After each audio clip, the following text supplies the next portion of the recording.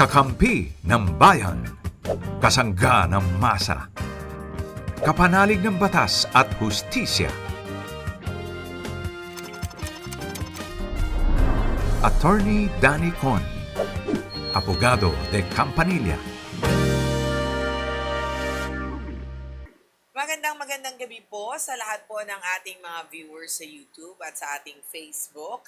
At syempre, welcome muli sa ating Abogado de Campanilla program at kasama natin walang iba kung inyong Abogada de Campanilla, Attorney PG Galang. Good evening. Ay, good evening, Mare. Good evening sa lahat ng nanonood sa amin sa Facebook at sa YouTube. Hello po sa inyo. Yan. At syempre, kung may Attorney PG, nandito naman ako. Oo nga. Ako ang inyong Mare ng Bayan, Mare Yao. Kala nila nakakalimutan ko, no?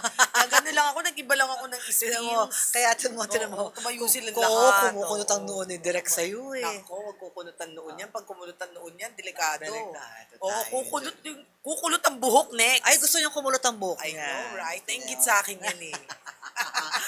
Ay, ako hindi ako pwede magpakulot. Bakit? Ang laki-laki ng buhok ko, para akong, hindi na magkakasya sa screen ang buhok ko dito. Hindi, yung ends lang. Pwede ba yun? Sige. Oo, One of parang these days. artistahin Wala lang. akong time. Wala akong time. Diba? Ay, naku. Okay, sige. O, Anyway, sa mga basta.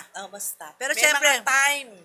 kung kailangan, kung gusto mong gumanda, bagyan mo ng panahon. Yon ang gusto ko. Sabi nga nila, pag gusto, Di ba? May paraan. yan. Pag ayaw, May dahilan. at dahil Na, dyan, kung sa mga gustong tumawag o mag-text sa amin, pwede. 0954-3100-331 for Globe and for Smart, it's 0961-770-8807. Pwede rin sa aming Facebook Messenger sa TV. at meron na ngayong bago, ghosting. Ghosting? Wait, tagal na kaya nun? Ikaw talaga? Hindi, ibig ko sabihin, kasi di ba pagka ikaw nung mga bagets-bagets tayo, pagka kunwari, meron na nabibwisit tayo din sa mga jowaers natin, di ba? Wala ka ng panahon sa akin. Ay. Ba't di mo ako binibigyan ng panahon? Pagka, Alam mo, di nung ba, unang ganon? panahon, ang daling mag-ghost nung bata tayo, no? Oo. Kasi wala namang cellphone, eh, no? Wala. Hindi Ang mo hirap nilang hanapin, landline, friend. wala na. Wala namang internet. So, hindi mo ka talaga hindi mo talaga Correct. mahahanap. Ayaw na talaga. Ay, hindi. Naalala ko may beeper. Ay, oo nga. Naalala mo yun? Easy call. Easy call. Di ba yung iiwan ka na mensahe, Oo. dahil sa buwisit mo, puro mura yung nando doon. Hindi, Ayaw hindi, nila alam mo, tanggapin. okay, meron pa yung Di ba mga, may ganon? nag-evolve yan. Nag-evolve. Yung unang easy call, magbibip lang yan talaga yan, tapos kailangan mong tawagan yung number. Correct. Tapos sasabihin sa'yo ng operator kung ano yung message. Yes. Pero meron sumunod na easy call na yung message Nandun na kung maiksi lang Minumura naman. mo, ando doon na. Di ba? Pag foreigner, di marunong Hapon at Koreano, di naintindihan. Totoo yan. So, kaya yung mga kabataan, hindi Yan. nila how they have it so good right now, di ba? Right. So easy to to contact, di ba? Yes. Yan. While we were before, wala, di ba? Ang sabi ni Direk, may May easy easy call ka na nga. Ano ka daw nga. ka nga? Hard to get naman. Oo nga. Pero di ba dati Ikaw ba hard to get Ah. ka? Oo. Mo naman no? Hindi. Kaya ano lang, madali lang. Mapadala nyo na nga ako ng food. Ay, ganyan. Okay Pag na ako. nanliligaw sa'yo, bulaklak. Hindi, Ano food. ba? Gusto ko. Food. Anong gagawin ko sa bulaklak? Ay, kakaiba din to. Yung iba babae bulaklak, sa kanya Ay, di, ayaw ng syempre, I bulaklak. will appreciate. Pero syempre, mas gusto ko food. Ngayon, Ah. Gcash na Oo katapat. nga, ito na lang ang number ko. Gcash na katapat. O, sige. Okay. I'm sure nagiging, huwag kayo magiging masyado materialistic. Oo nga, no. Love is love. You can be practical but not materialistic. Correct. That's very Okay, true. sige. Sige. Sana si Lisa ng Laguna hindi rin materialistic. Sige nga. Pero humihingi siya ng advice. Siya ay 42 years Oo. old. Tungkol to sa kasalukuyan daw na nakabinbin Na kaso. na isumite na ng respondents ang kanilang rejoinder. At sa ngayon ay naghihintay na lamang po kami ng resolusyon. Mayroon po bang itinakdang panahon kung kailan karaniwang inilalabas ang resolusyon Oo, meron yan. matapos magsumite ng rejoinder o depende pa rin ito o tatanggapin ng hukuman ng humahawak ng kaso. Gusto lang po sana namin magkaroon ng ideya kung gaano katagal ang maaring hintayin. Ang tanong ko, ano ang rejoinder? Okay, ganito yan Complaint, Complaint. Then there is a counter affidavit. Counter affidavit. Then there is a reply. A reply. Yun yung from the, re-replyan mo yung counter affidavit. Yes. Kung gusto mo pang replyan, yung reply na yan, ang tawag doon ay rejoinder. So, pang-apat na yun. So sagutan. Sagutan. So, complaint, counter affidavit, tapos nun, reply, and then rejoinder. So, Sagutan pang-apat pala na yan. ibig sabihin, no? So, medyo matagal-tagal na yan na nagkasagutan sila dahil Okay. pang-apat na yan eh. Ang tanong niya is, depende daw po ba yan sa judge kung No, gaano kabilis? actually ngayon, may effort na talaga ang DOJ, ang mga prosecutors, at saka mga huwes na pabilisin ang mga kaso. Ayaw nila na yung parang taon-taon na yung naghihintay ka sa kawalan, di ba? Oo. Kung matatapos na ba ang pagdurusa mo.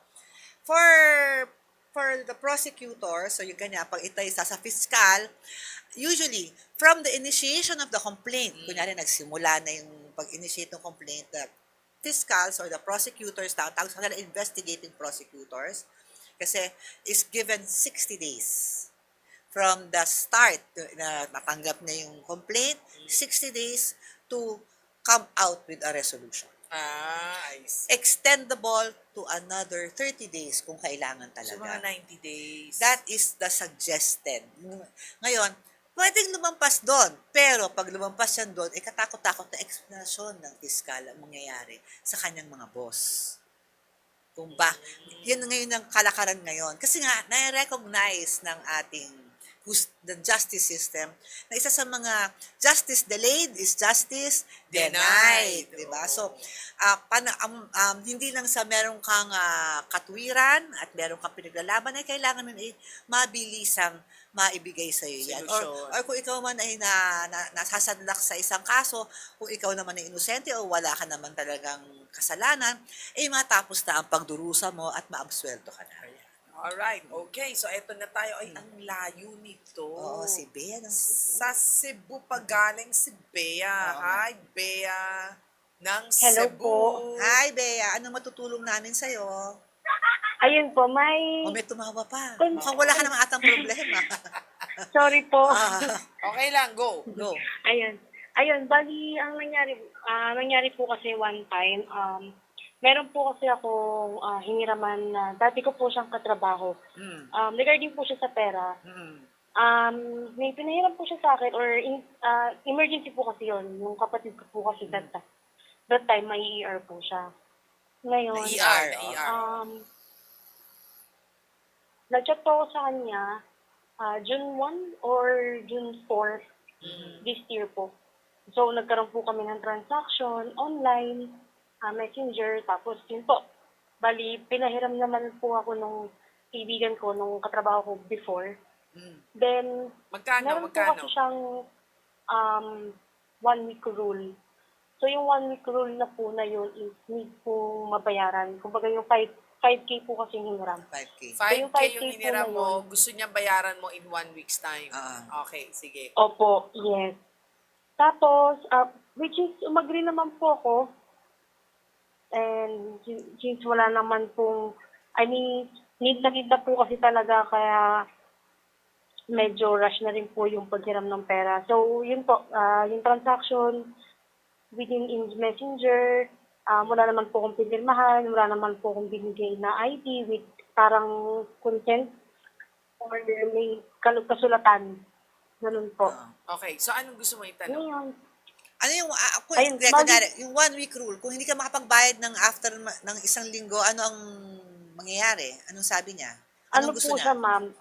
Ang condition niya po kasi kailangan, kung hindi ka po makapagbayad sa takdang oras na ginawa niya. So, for example, today po, may May interest. time, kumbaga yung 5,000, sorry po. So, kumbaga yung 5,000 nagiging Naging 6K na po siya, kasama na po 16? yung tubo. 6K. Ang however lang po, 6-0? Hindi, Opo, 6,000 na siya. yes So, po, from 6,000 5,000 na po to siya. 6,000. 6,000. So, in 1 week, nadagdagan siya ng 1,000. Ano yun? Yes, For ma'am. every week na ikaw ay hindi makakabayad, na nadagdagan ng 1,000? Hindi po, ma'am. Ang nangyari po kasi noon, hindi po ako nakapagbigay. After the 1 Actually, week? kulang po yung binayad ko sa kanya. Nakapagbigay lang po ako ng 3,000 sa kanya, tapos may 3K pa pong balance kasama na yung tubo na 1,000. So, Tapos, 2K, yung 1,000 na yun na pagkasunduan nyo, yung pumayag ka doon.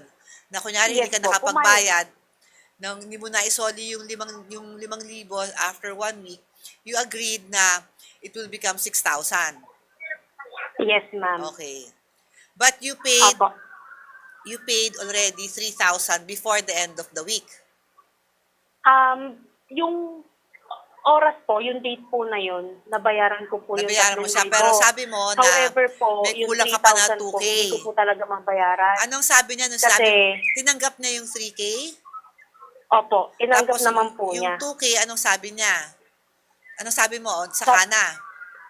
Opo, sabi ko, wait lang po. However, yun nga lang po, attorney, kasi ang nangyari, meron po siyang penalty ng 100 pa.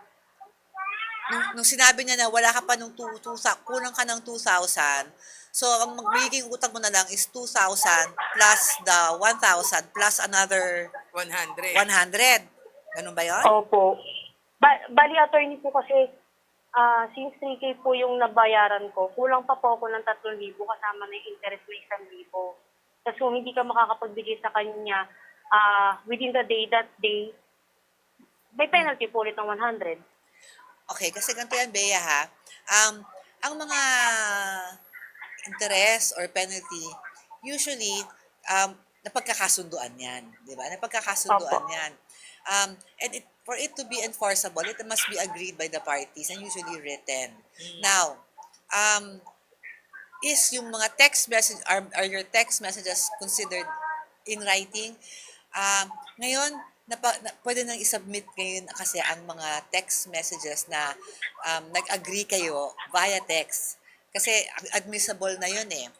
So, ang problema lang is ganito eh. Kung ang tao may utang ka na 5,000, ito tuturo ko ha, 5,000. Kung ikaw ang may pinagkakautangan, are you obliged to receive a partial payment? The answer is no. 'Di ba? Kasi pwede mo hindi tanggapin ang partial payment and still insist on the 5,000. Ang problema ko dyan is tinanggap na yung 3,000 eh. So, nung tinanggap na yung 3,000, nagkaroon kayo ulit dapat ng revision, di ba? Kasi tinanggap na yung 3,000, hindi naman yun ang kasunduan nyo, di ba? So, by accepting the 3,000, Parang pumapayag siya na ganun muna. oo, na ganun muna. Oo. So, ang mangyayari ngayon is that, Bea, kailan mo mababayaran yan? Kasi nga, hindi ko naman sinasabi wag ka magbayad, ano? Pero, Opo. Nagdadrag siya. nagdadrag siya Lumalaki yung lumalaki ano mo, yan. Kasi, utang mo. Actually, attorney, hindi Oh. pa po doon natatapos yun eh. Kasi ang nangyari, umabot siya ng weeks, bali hindi siya nabayaran. Humigit naman, nag-ask naman po ako sa kanya ng time and ng date.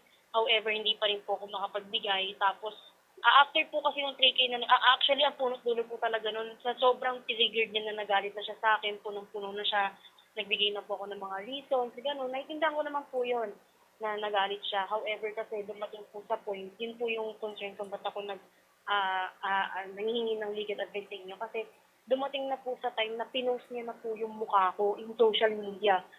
She posted my face for about 14 to 16 Facebook pages po, which is dun sa lugar po namin. Tapos yun po, parang kumalat, madaming nag-share. Tapos sinabi ko naman sa kanya na willing po akong bayaran yung penalty. Wait lang ka ako. Sabi ko nga po sa kanya, may mga bag po ako, may mga gamit po ako na pwedeng i-offer sa kanya. Sabi ko nga po Pwede, nung una, okay. bibigay ko na nga lang po sa kanya, pakonsuelo, may Okay, sige, pasobra ganito. pa.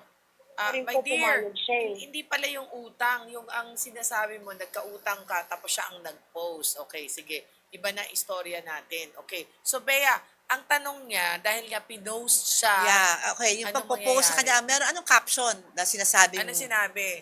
Ano po, intended na po na parang be aware daw sa taong ganito. Okay, that's actually Tapos, libel, ah. Beware, Parang- parang sabi niya Oo. ganyan. Actually, Bea, Pinagpapandaan niya na nga okay. po.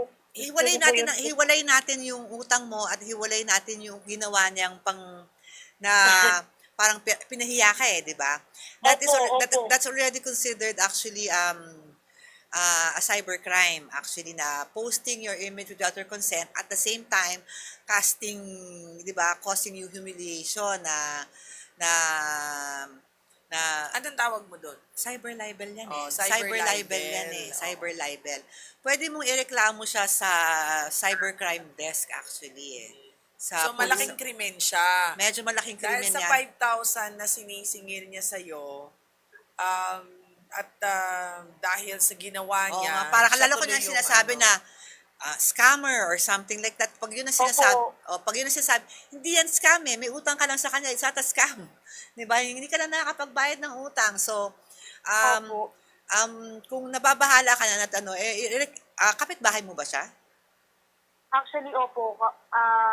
Sa work ko nga po siya, parang isang city lang po, isang city lang po kami. Pwede mo siya munang idaan sa barangay muna yan. Pero kung ayaw mo na, pwede ka naman dumiretso sa police. Kasi, Pwede na siya dumiretso sa police, oo, no? sa Opo. cybercrime desk. Pumunta ka na lang dyan. At reklamo mo yan. Tapos, hopefully, by that time, I suggest, pag nagkaharap kayo, isama mo na rin yung usapan ng utang mo kung Para magsasettle tapos na. kayo. Diba? Kasi, Oo. sa ganitong usapan, I suppose naman, gusto mo lang siyang tumigil at titigil lang naman siya kung siya'y babayaran. Opo. Mag-agree na kayo on payment terms na kaya mo. Kasi, Opo. yun lang naman ang gusto niya mabayaran. Hindi. Pero hindi naman Opo. tama yung ginawa niya na Mali, pinahiyang. mali talaga yung nag-i-interest ka ng weekly. Oo Totoo nga. yun, mali yun. Oo nga. Pero ako naman is, alam mo, ang hirap kasi niyan eh, Mare. Pag wala kang pera, tas nandoon yung kamag-anak mo, lahat, sabi, oo ka ng oo, basta makakuha ka na ng Kapit pera. sa patalim. Kapit sa patalim. Wala ka talagang magala. So ikaw, Bea, sa halagang yan, I really suggest that you find ways to settle it as soon as Yeah. possible. And if you really feel aggrieved by yung mga ganyan, you have all the right to go to the cybercrime desk ng PNP. But take that opportunity na masettle na lahat, pati na rin yung utang. Yan. Okay? Opo. At saka hindi, I mean, Yes, okay, sa akin ang hirap talaga ng kapit sa patalim. Ako ganyan yung naiintindihan ko yan. nangyayari. Oo. Talagang, yung isa naman, oportunista. Oo nga, parang sa halagang, hindi naman 5,000 sa, sa 1,000. oo nga, grabe. hindi naman sa ano, no, dahil syempre sa mga ibang tao, napakalaki na ng 5,000. Pero, Totoo naman. in terms of ano, maninirang puri ka dahil lang sa halagang yun. Eh, di ngayon, na cyber libel Ikaw pa siya. tuloy ngayon ng ano, di ba? Ikaw tuloy ng mas malaki ang gagastusin mo. Oh, pero sa akin naman, bigyan mo rin siya ng konting pagkakataon. Bakit? Kasi nung walang-wala ka at nasa ER, siya rin naman ang tumulong. Yes, oo. Totoo Opo. naman yun, Actually, diba? may mga pagkakamali rin naman po kung ginawa sa kanya. Talagang aminado naman po ako doon. However lang po kasi parang nakiusap na ho talaga ako sa kanya. Nagbigay na ho talaga ako sa kanya ng Hindi, pero yun na nga, Ambea, time parang na sabi give it ko, ano, parang, um, kaya nga sabi ko, the only way to solve this is that you get to talk to your friend Usap na lang. na kung hindi ka, obviously, hindi mo kaya yung isang buuan, di ba? Yung kung ano yung kaya mo na makatanggap niya, yun naman Okay. yun eh. Alright, nakuha mo na. Cyber libel yun, pero mag-usap kayo. Okay? Yes. Sige, salamat. Thank Thank you. you. thank you din po. Thank you. Okay, si Nico ng Makati City, siya ay 30 years old. May nakita po akong online listings ng mga bagay tulad ng brass knuckles na lantaran na binebenta sa ilang shopping platforms. Napapansin ko rin po na ibang pinagbabawal na items ay gumagamit ng maling product title o inilalagay sa ibang kategorya kahit malinaw naman sa larawan nito kung ano ang ibinebenta. Dahil dito gusto ko pong malaman kung may pananagutan ba ang online shopping platform kung may nagbebenta ng mga possible illegal at mapanganib na bagay sa kanilang site. Maari po bang managot ang platform o seller lamang ang pananagutin sa ganitong klaseng sitwasyon? Magandang tanong to. Well, depends kung nasaan yung seller. Kasi minsan yung seller wala dito, Example lang mga endangered animals. Example, ang nakikita ko dami rin yun, ah. oo, nakikita. Unang-una, ano ba ang brass knuckles? Alam, kung hindi, yung mga hindi nakakaalam ng brass knuckles, alam mo kung ano yun? Hindi ko rin alam yun. O, Ano ba yun? hindi mo alam. Okay, ang brass knuckles, ano yan, sinusuot yan sa kamay, daliri, dito, at dito ay Ay, yung mga tusok-tusok. metal yan. Oh my! Yung pag sinuntukan, Pag sakit. sinuntok ka, masakit. That's Oh actually, my! that's a weapon. That's an illegal weapon, actually. O kung binibenta yan online. Kaya nga, so pag ibinibenta yan online, pwede mong i-report yung Sa NBI. sa NBI at sa DTI. Pwede rin sa Hindi naman DTI. sila nagdi-DTI, attorney.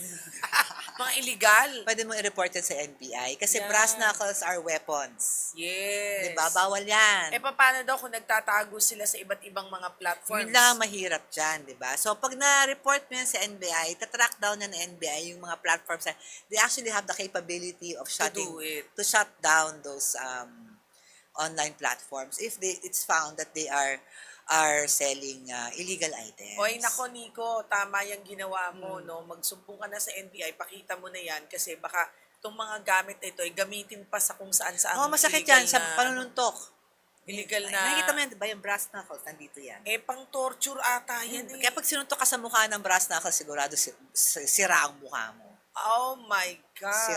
Sira yan. Oh, Report no. mo na lang yan sa police. O, report mo yan sa police. At syempre, mananagot din talaga yung seller at yung online platform. Oo. Ano yan, magkasama naman yan kasi sila nang bahala mag-imbestiga Sila yan bahala mag-imbestiga niyan. O yan. Okay. Sige, honey ko, alam mo nang gagawin mo. O, ito na. Si Jennifer, 35 years old, ng Pangasinan. Humihingi po sana kami ng legal advice tungkol sa isang kasunduan sa loob ng aming pamilya. May kasulatan po kaming nilagdaan ng aming ama kaugnay sa pagbahagi namin sa ibinibentang lupa. Ang dokumento ay pirmado mismo ng aming ama sa harap ng abogado at naipanotaryo na rin. Ang tanong po namin, maaari po bang hindi ito pa rin ng isa sa mga lumagda ang napagkasunduang kahit na notarize na ang dokumento? Kung sakaling hindi po ito sundin, ano pong maaari naming legal na hakbang para maipatupad ang kasunduan? Alam ko na. Excuse me po. Inom ka muna. Okay, may tubig pala ako dito. Excuse me po. Okay, inom ka muna. Sige, Sige, ako na sandali muna. Humihingi po sana kami ng legal tungkol sa kasunduan sa loob ng aming pamilya. Mukhang magbebenta ang tatay niya ng lupa at nagkakasundo silang mga sa pamilya nila na o pag nabenta yan, ito hatian. No? Parang Oo. yun ata, no? So, they agreed on the hatian nila. Baka binenta nung ama niya yung share niya. Hindi, mukhang magbebenta. Tapos sila, okay, kayo magkakapatid, magbebenta ako ngayon. Tapos, sige, ito hati nyo. Ito sa'yo, ito sa'yo, ito sa'yo, ito sa'yo. Oo, nag-agree na sila. Humarap pa sila sa notaryo publiko. Oo. Pwede mo bang hindi tumupad ng isa? Pwede siya hindi tumupad, pero makakasuhan siya, di ba? Kasi Madedemanda siya. madedemanda siya. Kasi it's an agreement, di ba? So, can someone always violate the terms of the contract? Yes, they can. But if they do violate, then they will subject themselves to suit. Pwede bang gawin yung bilang sa mga magkakapamilya? Oo naman. Pwede kayong kasi may kasunduan eh. So for example, kung alam nyo na yung lupa na benta ng 1 milyon, ang sabi ng tatay nyo, o kayo, 1/4 kayo. Tapos yung isa, ayaw ibigay baka naman siya yung may custody ng 1 milyon. Ayaw na ibigay sa yung 1/4 mo, pwede mo siyang i-enforce. Okay. Enforceable yan. Enforceable na tawag. Alright, Oo. okay ha. O yan ha. Maraming salamat sa inyong pagsama sa atin. Ngayong gabing ito, sa amin pala, hindi sa atin. Oh. Maraming salamat po at sana ay may natutunan po kayo sa gabing ito at sana rin mapayapa ang inyong gabi. Ayan, makatulog kayo ng mahimbing. At bukas, gigising ulit. Oo nga naman. Sana. Kasi naman, minsan, may tulog, walang gising. Alam mo yung dasal, now I lay me down to sleep. I pray the Lord my soul to Yes, take. And if yes. I should die before I wake, I pray the Lord my soul to take. Ayan, ang ganda, no? May kanta rin ganyan. Oo nga. So Oo, sana very nice. pero sana naman, wag muna, magising naman tayo. Oo. Don't die in You know, your we sleep. always have a purpose in life. Yeah. That is why we are still awake and we are still alive. Okay. And maraming salamat po sa inyong pagsama sa atin. Ako po inyong Mare ng Bayan, Mare Yao. I'd like to say hi to Papa Jimmy, Mama Training, and of course, Babe Mac Castro. At ako yung abogada de Campanilla, si Attorney PG. Hanggang sa muli. Bye!